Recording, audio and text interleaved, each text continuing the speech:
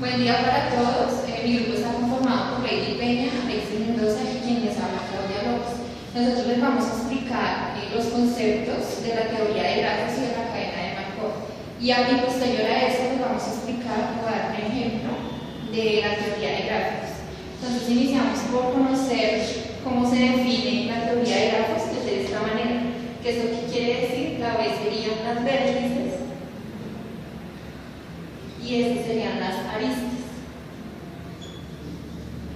¿Cómo se representa esto? Entonces, estas vendrían siendo las vértices y estas serían las aristas, que son las conexiones.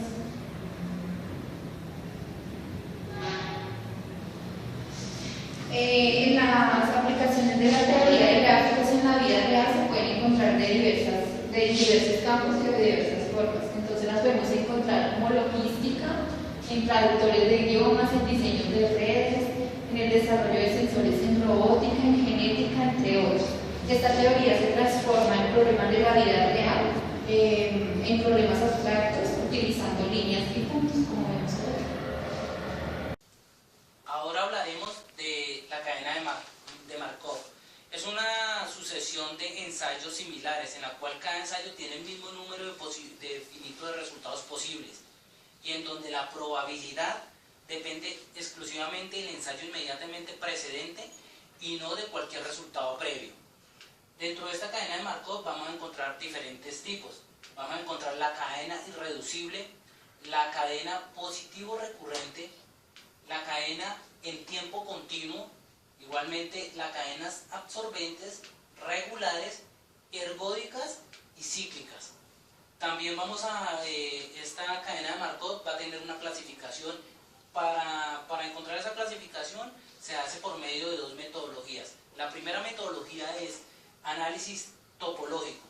¿Qué es el análisis topológico? Se hace examinando las propiedades de los estados de las cadenas y estableciendo las equivalencias entre estas cadenas. El análisis espectral se hace examinando los valores propios de la matriz de posibilidades de transición de un paso. Gracias.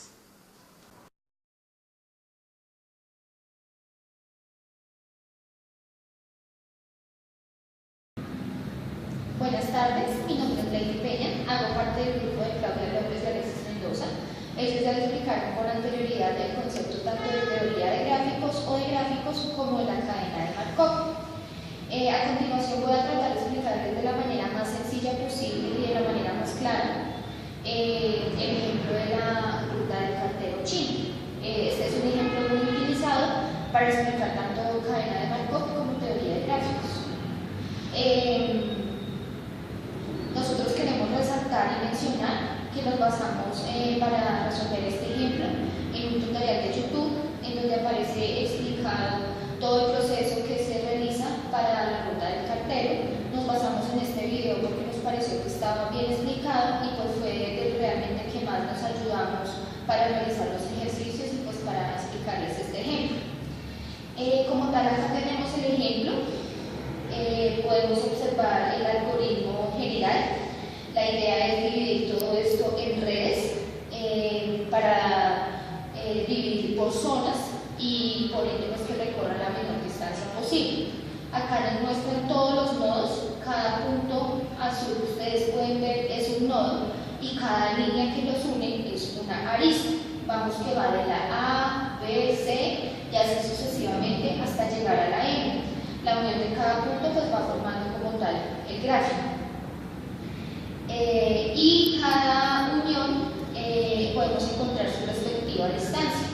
Entonces de la A a la B 120, de la B a la C 80, de la C a la D 150 y así sucesivamente. En cada lista vamos a encontrar la distancia que hay. Es muy importante que ustedes sepan de dónde nace la ruta del cartero chino. Entonces esta fue creada en 1736 por el matemático suizo Euler, el tan conocido matemático Euler, quien fue el creador de la cadena de Markov y del proceso como tal llamado Euler. Para resolver esto, entonces tenemos que buscar la manera de recorrer la distancia y dividir esto por zonas que le quede más fácil pues sacar el recolector de basuras del municipio de Cibaté para hacer su recorrido. Entonces, lo primero que tenemos que hacer es identificar los nodos impares.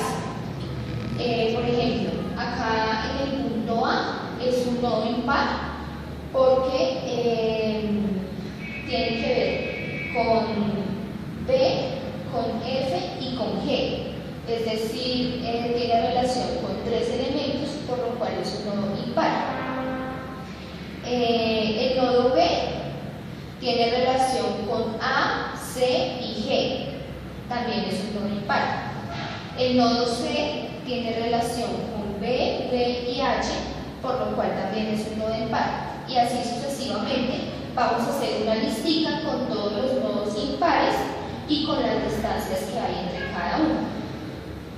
Entonces, como tal, ya sacamos las combinaciones entre cada nodo de grado impar, que deben encontrarse más o menos cada dos nodos, y la suma de estos tiene que ser pues en lo posible de menor distancia de la red o del sistema. Entonces tenemos que los nodos A a la B hay una distancia de 120, entonces las menores distancias son las que vamos a subrayar. Entonces subrayamos la distancia de la A a la B, que es de 120, de la C a la D, que es de 150, de la F a la G, que es 120, y de la I a la J, que es 100.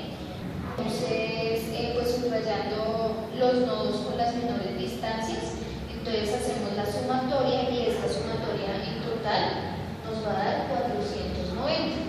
Esta sumatoria la vamos a tener en cuenta más adelante, es la sumatoria de las distancias de cada uno de los nodos impares. El siguiente paso, ¿cuál es? Entonces, vamos a unir con arcos artificiales, por eso ustedes van a ver que están punteados, porque eso significa que es artificial, los diferentes nodos de grado impar que habíamos identificado en el paso anterior. Entonces, acá de la A a la B, de la C a la D, de la H a la I, y así sucesivamente los identificamos los nodos impares. Vamos a unir conjuntos que son pues imaginarios, digámoslo así. Entonces, después de haber hecho esto, después de haber subrayado, podemos ver que los nodos que aquí eran impares, aquí los pudimos convertir en pares, porque ya la A no hace intersección solamente con 3 elementos, sino ya hace una intersección con elementos pares, con 4. Entonces ya los convertimos todos en pares. Después de esto, entonces vamos a dibujar el circuito haciendo énfasis en los nodos donde nosotros intervenimos. Entonces lo que vamos a tratar de hacer es como subrayar, como si subrayáramos por encima de la gráfica para luego sacar otra gráfica aparte. Entonces dibujamos el circuito de Euler, que sería este, para formar una gráfica aumentada, que es lo que hacemos cuando subrayamos para sacar otra gráfica aparte más clara y que ya va a ser la definitiva. El circuito de Euler consiste en recorrer cada arco de una gráfica una sola vez, empezando y terminando en el mismo nodo. Digamos, si vamos a empezar por M, al recorrer la gráfica, al hacer todo el recorrido, tenemos que llegar otra vez hasta E. Entonces empezamos y terminamos en el mismo nodo. Aquí como tal, entonces después de haber hecho la gráfica aumentada, ya podemos sacar en sí las partes de la gráfica que nos van a servir para trazar nuestro recorrido.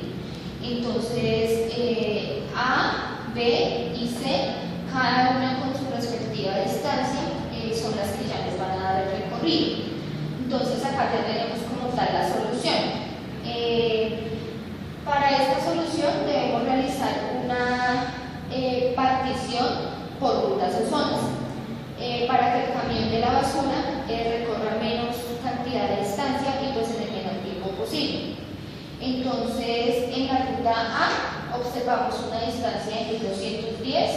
en la ruta B una distancia de 1310 y en la ruta C una distancia de 1300. Esto nos da un total de 3820. Es importante que aclarar para este ejercicio que la distancia que nos dan como tope de que nosotros podemos pasar, que el camión recorra, es de 1500. Entonces, esto es como tal la distancia permitida que nos dan. Entonces, este circuito de 3820 unidades de longitud las dividimos en las cantidades de rutas necesarias para realizar el recorrido sin que se viole la restricción de las 1500 unidades de longitud que nos dan como tope para el ejercicio. Y pues como tal, aquí ya podríamos observar cuál sería la ruta más corta por la que el camión de basura puede recorrer para hacer su tarea en el menor tiempo posible y pues en la menor distancia. Como tal, pues en esto consiste el circuito de Euler. Espero pues haberles podido aclarar en algo porque no es un tema sencillo.